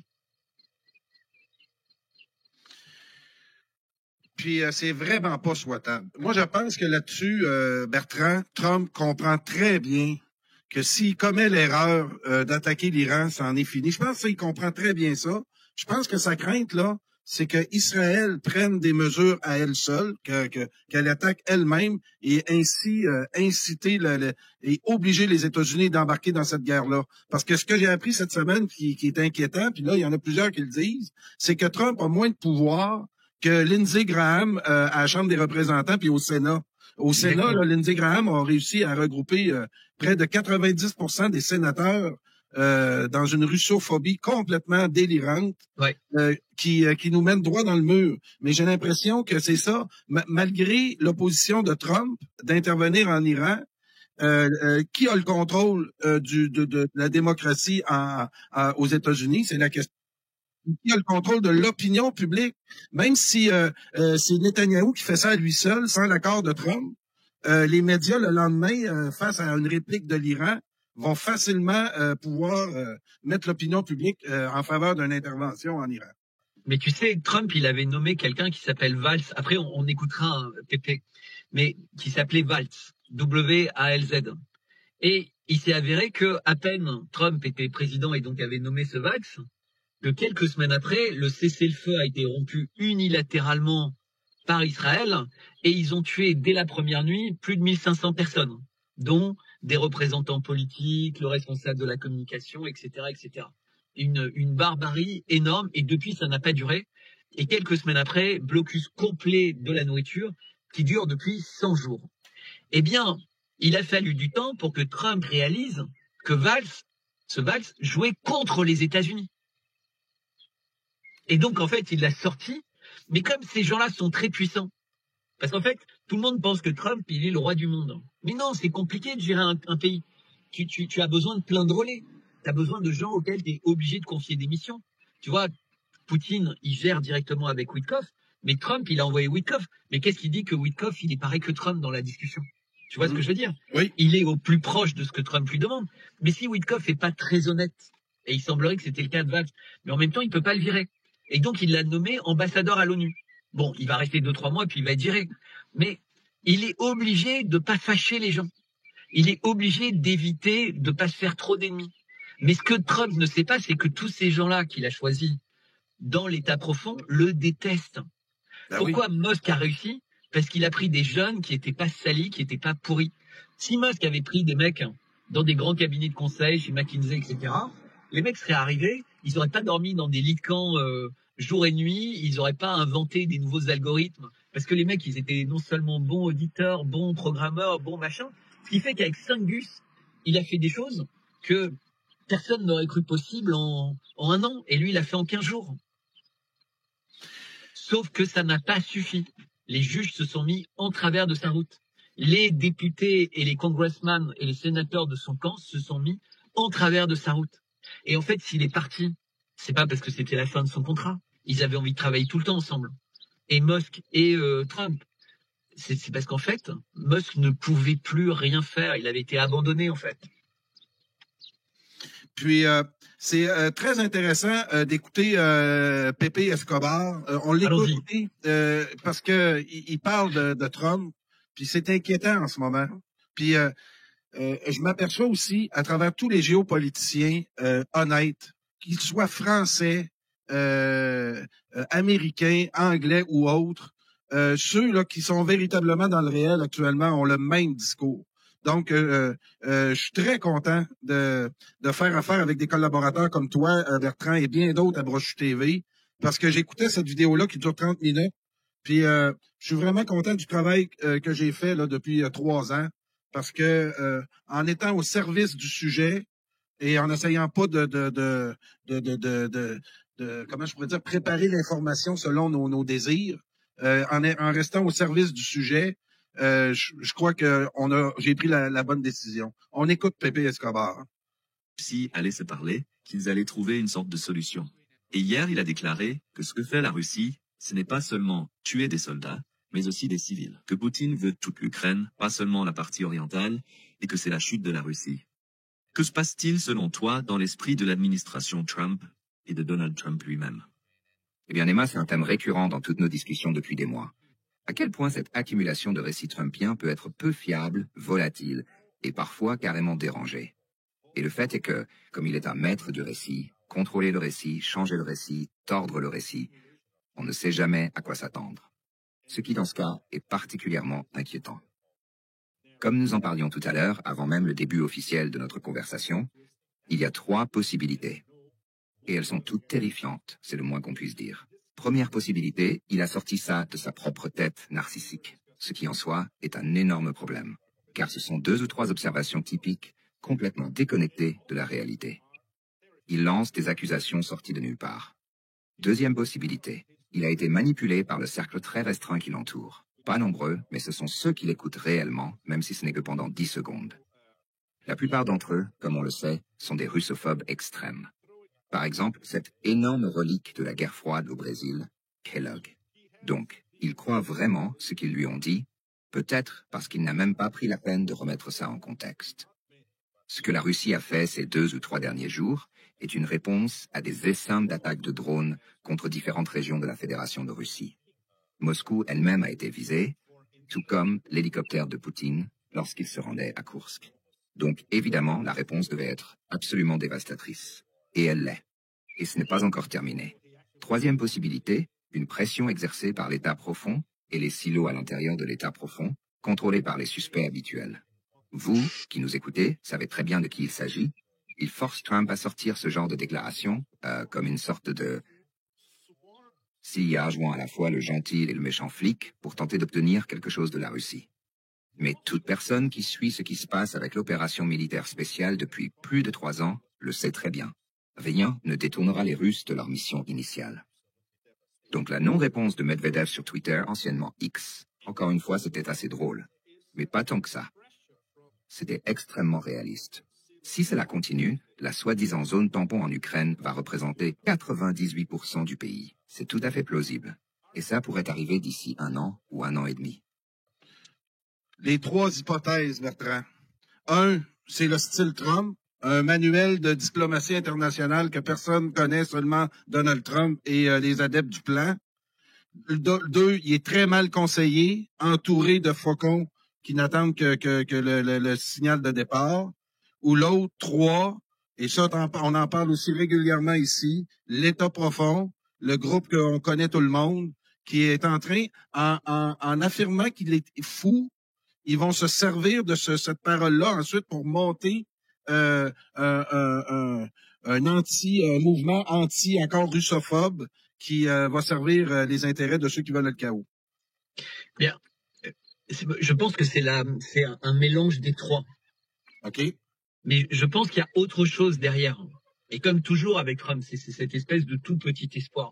Mais au milieu de tout ça, ce qu'a dit Pepe Escobar, c'est qu'en fait, le temps d'attention de Trump, et ça j'essaie de le dire souvent, il est extrêmement limité. Trump, il donne quelques secondes aux choses. Il lit éventuellement des fiches, il demande éventuellement ce qu'il signe, mais il a tellement de dossiers devant lui, l'Amérique est tellement dans la merde. Parce que c'est pour ça que, pour l'instant, Xi et Poutine sont tellement patients. C'est qu'en fait, l'Amérique est véritablement au bord de l'explosion dans tous les sens du terme. Je ne sais pas si vous avez vu les images, par exemple, et de la France qui est dans la même situation suite à la victoire du Paris Saint-Germain, mais il y a eu des morts. Il y a eu des morts. Je ne sais pas si tu mesures, des morts et des blessés et des destructions, etc. C'est-à-dire que ça ressemble aux images de ce qu'on a vu en Californie ou ailleurs, où les magasins ou à New York étaient pillés entièrement. Et tout ça quasiment sans rien, des centaines de voitures brûlées. Et donc, Trump, il est sur un volcan. Il avait dit au début, je vais renvoyer les migrants. Maintenant, il garde les esclaves. Donc, il renvoie éventuellement des trafiquants, mais il garde ceux qui acceptent d'être esclaves. Donc, tous ceux qui veulent bien bosser honnêtement à $3 et qui vont devenir, à un moment ou à un autre, des méchants, parce que tu peux pas vivre à $3 de l'heure aux États-Unis, etc., etc. Donc, Trump, aujourd'hui, sans Musk à ses côtés, parce que Musk n'a plus accès à Trump, tu vois, peut-être ils se parleront, etc. Mais c'est pas pareil d'être un des directeurs, un des patrons de Doge, d'être là dans les réunions ministérielles et de ne plus être, de ne plus avoir de contrat, de plus être à la Maison Blanche. Il est devenu comme d'autres patrons de boîtes. Et aujourd'hui, qu'est-ce qu'il a décidé, Trump? Il a décidé de confier la base de données sur l'identification en permanence de tous les Américains, savoir ce qu'ils font, ce qu'ils aiment, etc., etc., à Palantir. C'est-à-dire que officiellement, c'est déjà le cas, hein, Google a toutes ces informations, Apple a ces informations, mais là, il le donne à une boîte dont le rôle, c'est pas d'avoir ces informations, mais d'une certaine manière les garder confidentielles, les utiliser soi-disant pour nous rendre la vie plus heureuse quand on est chez eux. Là, c'est pour que l'État ait les moyens de nous connaître beaucoup plus finement, peut-être avec des objectifs moins avouables. Je dis pas que les objectifs d'un État sont plus dégueulasses que les objectifs d'une boîte privée, mais en réalité, à partir du moment où on est allé dans l'intelligence artificielle, dans tous ces trucs-là, on est en plein dedans. Il faut savoir que toutes les conversations téléphoniques, tous les trucs qui sont enregistrés depuis des années, c'est toujours là. Et à tout moment, ils peuvent demander à l'intelligence artificielle d'aller rechercher des dizaines d'années de conversations. Il faut imaginer que c'est des bibliothèques de mots-clés, de machins, etc. Ben, il faudrait des ordinateurs trop puissants pour aller chercher aujourd'hui, mais d'ici quelques mois, ça posera aucun problème.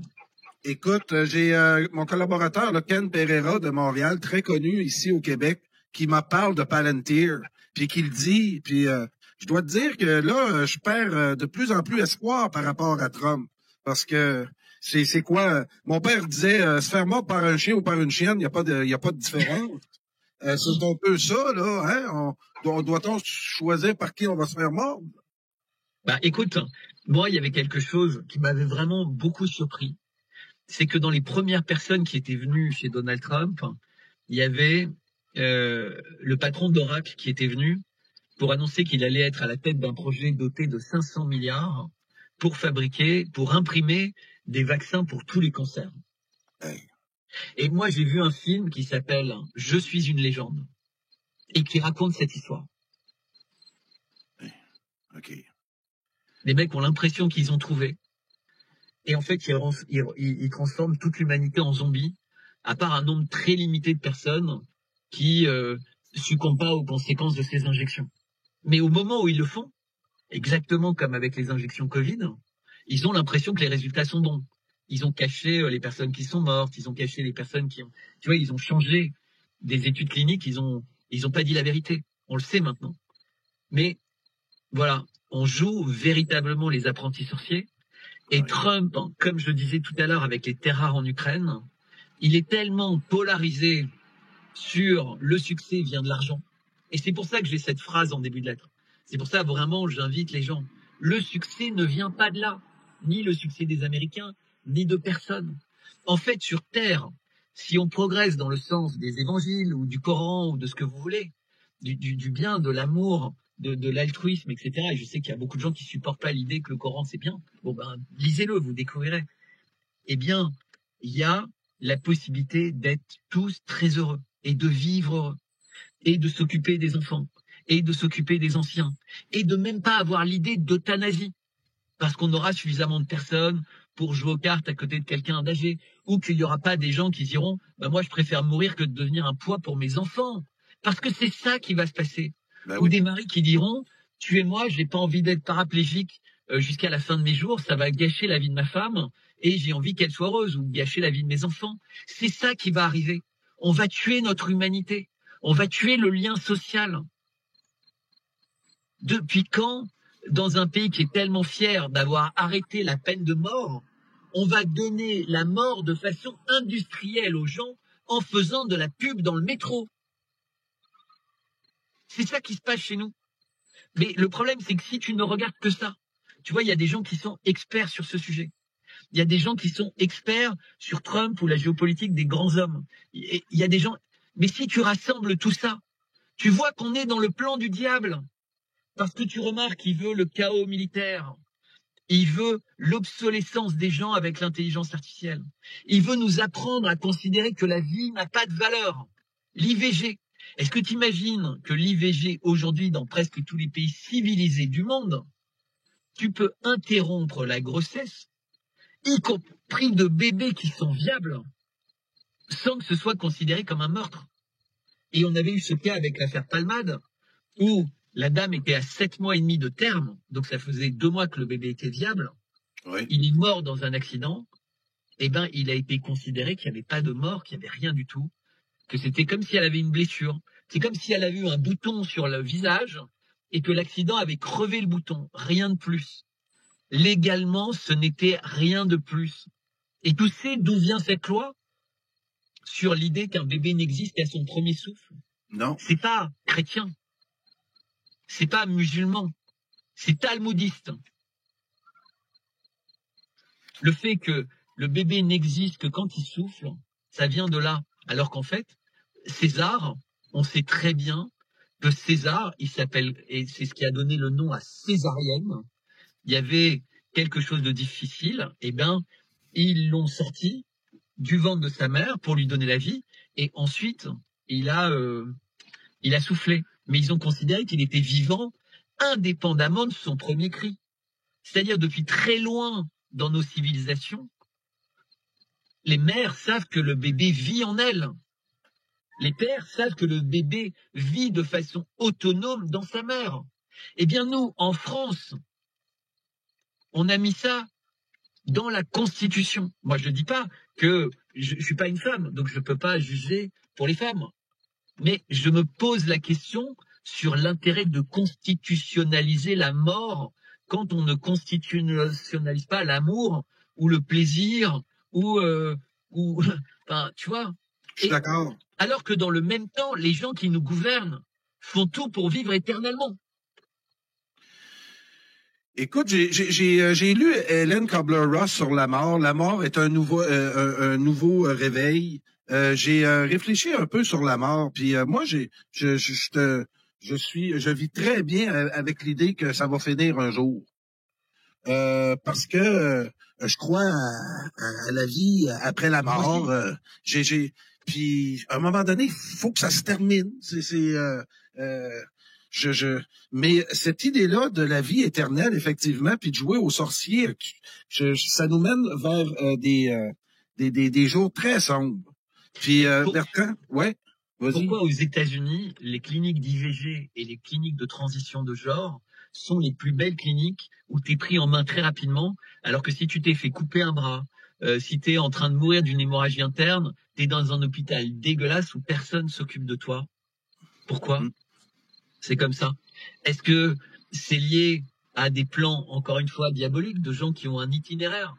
Parce qu'une fois que tu détruis les gens, une fois que tu détruis la famille, une fois que tu détruis les anciens, une fois que tu détruis les enfants à naître, une fois que tu détruis tout ça, qu'est-ce qui reste à part la machine? Et une fois que tu as les marchands du temple, et je suis désolé, j'y reviens, que tu ne réussis pas à dénoncer, à identifier, à montrer la mafia qu'ils ont constituée, qu'est-ce qui te reste? Parce que nous, toi, moi, on cherche pas à avoir plus d'audience, tu vois. On préfère avoir 1000 ou 2000 personnes qui nous écoutent vraiment, ou 300 personnes, ou 500 personnes, c'est pas important.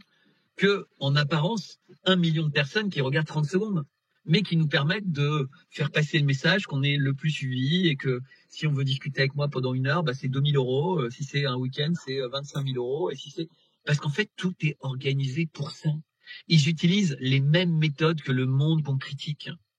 Ils se créent une image artificielle pour revendre plus cher et faire un bénéfice.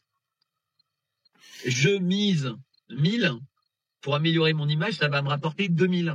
Tu sais, c'est l'image de Gainsbourg. J'ai brûlé un billet de 500 francs, mais ce billet de 500 francs m'a rapporté 100 000. Ah oui.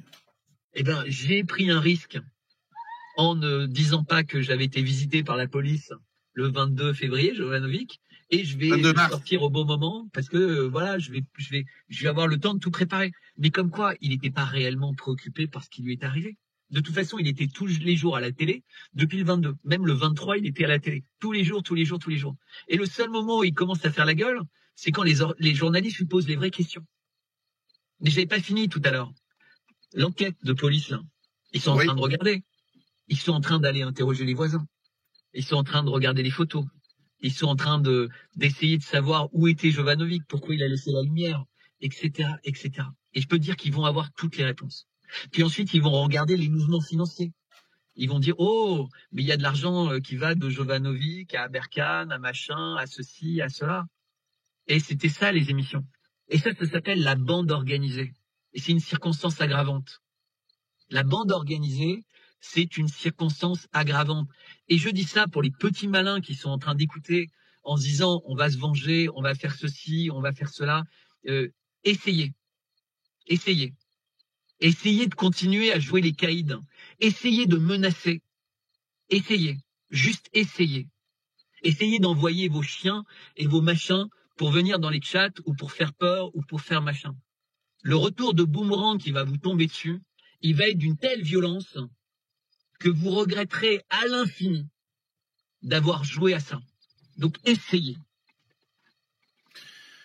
Un article qui est sorti dans je vais juste regarder Frères d'armes, très intéressant. Puis on va finir avec ça, Bertrand. Ça m'a été partagé par le capitaine Place. L'escadron d'assassinat de Macron. Le dirigeant français commande une armée secrète d'assassins professionnels pour éliminer critiques et l'opposition. Parce qu'on n'a pas parlé du dossier Youssef Indy et Adnan Azam. Et mais moi, je vais te dire, je crois pas à tout ça. Non? Parce que je pense que ça se passe à un niveau eschatologique, etc. OK.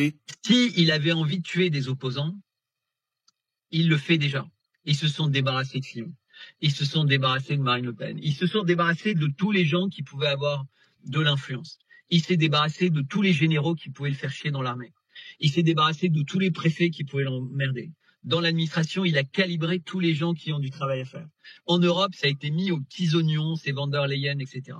Toutes les manettes du pouvoir sont contrôlées par les gens qui vont bien, à la préfecture de police, à la direction générale de la police nationale, partout. Il a des gens qui sont véritablement à ses ordres. Et c'est pareil, évidemment, Premier ministre, ministre. Et d'ailleurs, il les change hyper régulièrement. Pas parce que ils sont plus à ses ordres, mais parce qu'en fait, ils ne sont plus les candidats parfaits. Bayrou était le mec parfait pour l'euthanasie. Bayrou va être le mec parfait pour la loi antisioniste, puis il sautera. Et c'est comme ça tout le temps. Et donc, les opposants. Mais si on est en train d'essayer de faire de la politique, les gars, vous êtes trompés. Vous êtes dans un bac à sable. Asselineau, il a fait 0,5%. Philippot, il a fait 0,5%. Aujourd'hui, quand Branco, avec son compte de campagne, on annonce qu'il est en Afrique empoisonné, les tweets, ils font au maximum 20 000. Alors quand c'est Branco qui les fait, lui, bon bah là, ça fait 700 000. Mais ça veut dire qu'il n'y a pas une recherche d'infos le concernant. Il n'y a pas une préoccupation, il n'y a pas un besoin. En fait, cette résistance dans laquelle on a l'impression d'être puissant, nombreux, etc., elle n'existe pas. On le voit à chaque élection. Et même si elle existait, regarde, en France, on a en 2005 des élections sur le traité européen. 55% des Français disent non. C'est pas 51, c'est pas 50,5, 55%. Eh ben, c'est quand même passé. Parce que c'est pas passé par référendum, c'est passé par la loi. Mais maintenant, entre les instituts de sondage, les machins, etc., il y a des gens qui disent, mais les Français voteraient à 80%, mais pas du tout.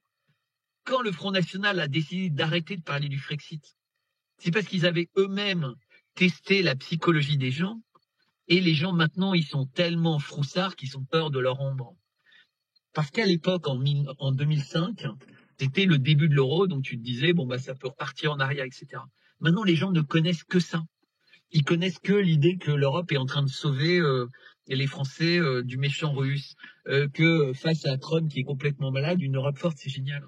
Mais petit à petit, vous qui dites dans la résistance que Macron n'est rien, en fait, Macron, quand vous allez vous balader dans les campagnes, sa cote de popularité, elle monte tous les jours.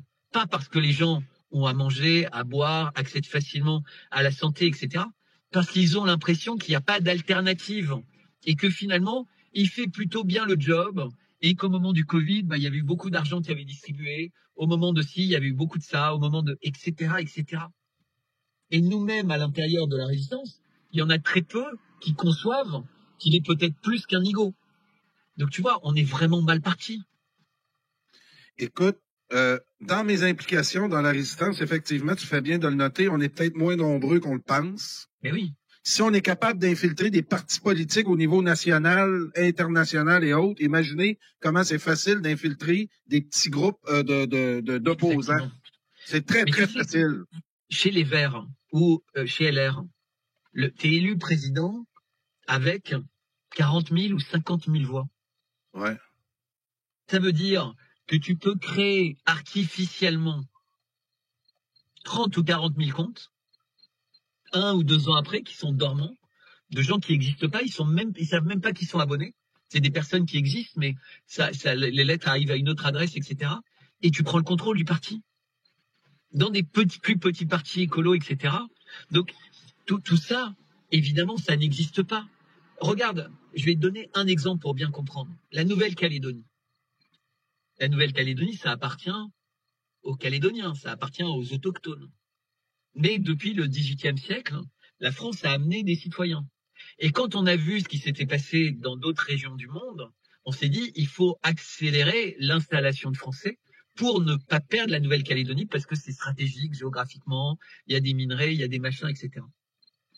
Et évidemment, les locaux se sont rendus compte qu'ils étaient en train d'être colonisés, dépossédés, sans aucune raison, puisque c'était très artificiel d'envoyer des Français. Eux, ils n'avaient pas envie de notre modernité. Et en fait, tu crées artificiellement une majorité pour dire la majorité des Français de Nouvelle-Calédonie veulent ça. C'est pas vrai, effectivement. Tu comprends la logique? Eh oui, puis t'expliques exactement le développement du mouvement souverainiste au Québec. Exactement. Mais c'est une arnaque. Et tu fais ça partout. Tu fais ça dans la dissidence. Donc, au début, si tu veux, les gens, ils étaient plutôt d'accord avec la Russie. Et puis, comme après la guerre éclate, entre guillemets, la guerre, le génocide commence à Gaza, eh bien, d'un seul coup, les gens qui sont très sionistes, très pro-Israël, etc., comprennent que la politique d'Israël n'est pas favorable à celle des Russes. Eh bien, ils ont changé de direction. Ah oui. Ah non, c'est ça. Puis moi, là... En fait, leur guide, c'était pas ce qu'ils pensaient de la Russie. C'est leur allégeance à quelque chose qui est bien au-dessus de leur bon sens, bien au-dessus de leur humanité. J'ai toujours eu de la misère avec la partisanerie politique, où des fois, on te forçait à penser le contraire de ce que tu ressentais. Et c'est pareil dans un média. Oui, effectivement. Toi, t'es autonome. Tu penses ce que tu veux. Tu écoutes les gens, mais tu décides. Mais si tu avais une rédaction avec 5 personnes, tu serais plus la même personne. Il y en aurait 4 qui diraient t'invites plus Bertrand, bah tu résisterais un peu, et puis à la fin, tu dirais, bon bah ok, je vais trouver quelqu'un d'autre qui vous convient. Puis la gang que je te parlais, là, que j'avais participé à un petit parti politique au Québec, ce que je me suis aperçu aussi, j'étais leur organisateur et j'étais proche de plusieurs là-dedans. Et certains me demandaient, comme organisateur, de faire des magouilles qu'ils dénonçaient aux autres. Et là, c'est là que c'est devenu plus difficile avec eux et qu'ils m'ont congédié. Parce que j'ai dit, vous me ferez pas faire des manœuvres malhonnêtes. Et là, ils ont eu peur de toi.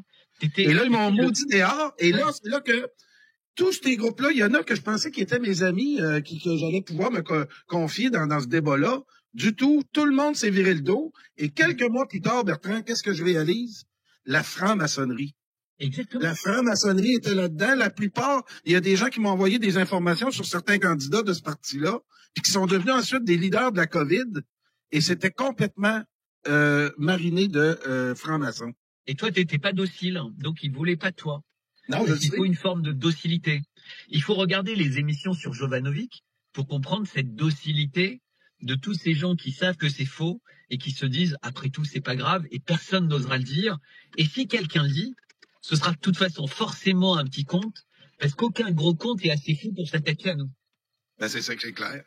Mais non, mais c'est comme ça que ça se passe. Ben, Et oui. même les petits comptes se disent moi je vais rien dire parce que de toute façon personne m'entend. Les comptes pas très grands sont inaudibles. Et s'ils sont un petit peu entendus, on dira non mais lui, tu vois, c'est un frustré, c'est un méchant, et le sort il est réglé en 2 secondes. Ben oui. Le problème c'est quand il y a un gros compte qui dit ben moi je fais pas partie de votre bande et je vous emmerde. Et alors ça fait chier tout le système. Donc ils essayent par tous les moyens de détruire la personne en question, sa réputation, son machin, etc. Mais la personne continue à dire je vous emmerde. Je vous emmerde et j'avance. Vous êtes pas content, c'est pas grave. Bertrand, quand là, j'ai ce genre de commentaires-là, c'est signe que j'ai bien fait ma job ce soir avec toi. Et ben voilà, Brochu, t'es en train de flinguer ta chaîne avec ces conneries. Merci, Chris Totti. C'est tellement profond. Quand on dérange, c'est parce que vraiment, ce monsieur-là remet pas en question ses croyances. non mais surtout, pourquoi est-ce qu'il est là depuis 2 heures? Enfin, Ben oui. moi je regarde pas une émission qui me fait du mal. Il faut qu'il aille ailleurs, qu'il aille chez les gens qui ne flinguent pas leur chaîne. Il faut qu'il aille trouver des gens qui racontent ce qu'il a envie d'entendre. En ce moment, tout le monde raconte tellement bien ce qui se passe à Moscou. Nous, on en parlera la semaine prochaine pour essayer d'analyser des choses. Mais on vous a déjà dit depuis des semaines que ça aurait lieu. Si vous écoutez Karl et moi, l'escalade qui est en train de se passer, ça fait 2 ans qu'on vous le dit. Ça fait 1 an qu'on vous le dit encore plus précisément. Tant que Macron est à la tête de tout ça et qu'il est celui qui tire réellement les ficelles, c'est ça qui va se passer. Et ça va se passer de plus en plus. Et vos âmes, elles sont pas tuées par des escadrons de la mort. Elles sont tuées parce que vous passez votre temps à signer des pactes avec l'idiotie, avec la compromission, avec la collusion, avec la corruption des âmes, etc., etc. Reprenez du temps à lire les évangiles, Le Petit Prince, des bons livres, ressortez des bons vieux films, allez faire du foot avec vos enfants, et une fois de temps en temps, vous venez écouter Brochu et moi pour avoir une piqûre de rappel, parce qu'on n'est pas encore une fois dans l'actualité. Lisez, non mais attends, ou quelqu'un d'autre, d'autre, c'est pas forcément nous. Et si vous avez le courage, lisez mes lettres, vous verrez, lisez les commentaires, les gens vous diront que ils redécouvrent le plaisir de lire. Donc voilà. Ah, puis tu travailles fort, je suis ça de semaine en semaine, puis j'invite les gens à t'encourager, puis c'est rendu que tu sors des petites vidéos maintenant, hein, c'est ça, là, celui qu'on a montré, c'est exclusif. Alors c'est pas moi qui ai fait cette vidéo, j'ai la chance d'avoir des personnes maintenant, dont certains je connais même pas, et qui m'envoient des dossiers, des documents, des trucs... Enfin, franchement, parfois, moi, j'ai même pas envie d'avoir ça en tête, des résumés de comptabilité de boîtes ou de mecs ou de machin. En même temps, ils me disent, vous inquiétez pas, ça vous protège, et puis si vous avez un truc, on fera circuler. Donc voilà, j'ai l'impression d'être un peu comme, tu vois, vraiment, pour le coup, de temps en temps, un lanceur d'alerte auquel les gens envoient des airbags en disant, voilà, qui se frotte à vous. Et donc là, aujourd'hui, j'ai quelqu'un qui a fait un montage. Moi, j'aurais été incapable de faire ce montage. Je sais pas faire d'insertion d'image dans l'image. Il a passé la soirée d'hier, la journée d'aujourd'hui. Hier, il m'avait envoyé plein de vidéos de référence. Et aujourd'hui, il a fait ce montage, mais qui est hallucinant. Et ça, c'est que la première partie. Moi, j'ai vu la suite. Voilà. Donc, elle sortira s'il faut qu'elle sorte. Sinon, elle sortira pas parce que il n'y a pas besoin. Si les gens comprennent avec ça qu'ils doivent changer, que ceux qui sont des menteurs doivent changer et pas se venger. Parce que c'est pas parce qu'ils se vengent de moi qu'ils vont résoudre leurs problèmes. Non. Et ceux qui les écoutent, c'est pas parce qu'ils m'en veulent de dire la vérité que ça changera le mensonge. Le mensonge, il est établi, éternellement établi. Donc il y en a qui peuvent dire, excusez-moi, j'ai voulu manipuler, et puis dans ma manipulation, j'ai rajouté des mensonges, etc. Et c'est terminé. Moi, je crois au pardon, je crois à la capacité de se remettre en cause, etc. Je crois en ça. J'y crois. Mais si on n'est pas capable de faire ça et qu'on fonce tête baissée pour essayer de continuer à faire le mal, eh bien, les conséquences arrivent forcément. Merci Bertrand pour cette excellente émission encore une fois. On se reparle au besoin, des fois en cas d'urgence, parce que on va. Je crois qu'il va y avoir des urgences. Ah oui, parce que Poutine a convoqué une réunion d'urgence du comité de sécurité là. À mon avis, demain on fait une émission ensemble. Ah, écoute, c'est attaquer ces bases, ces aéroports militaires là. Et sous-marins. Des sous-marins aussi. Ils ont attaqué une ville qui est une des bases des sous-marins nucléaires russes. Ça fait 3 heures que ça explose là-bas. Wow. Non, c'est très très grave. Bon ben écoute, je suis toujours là, les matins à 4 heures, heure du Québec, 10 heures, heure de France, à tous les jours de la semaine. J'ai Arnaud Develay à cette heure qui vient le jeudi ou le vendredi. Mais s'il y a de quoi, je suis toujours disponible pour qu'on puisse couvrir ça ensemble. Mais j'insiste là-dessus, c'était un sujet très important, mais dont beaucoup de gens parlent. Et c'est vrai que parfois on aime être dans l'actualité, mais nous on anticipe ces choses-là. Donc là, pour une fois, si tu veux, ce sujet qu'on a évoqué plein de fois, eh bien factuellement les gens sont confrontés à ça. Et donc, il fallait véritablement montrer en temps réel.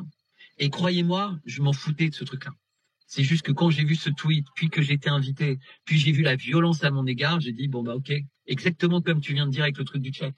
C'est que c'est trop important pour sous-estimer ça. Et si c'est trop important, bah faut le traiter tout de suite. Faut pas le garder sous le coude en disant, ah c'est pas un bon week-end, il y a des trucs nucléaires en Russie. Non, c'est maintenant, point. On peut me dire qu'il y avait des choses plus importantes. Non, je calibre pas en fonction d'une stratégie. Merci Bertrand. Merci de ton authenticité et de ta clarté. Merci. Et de ta transparence. Au revoir.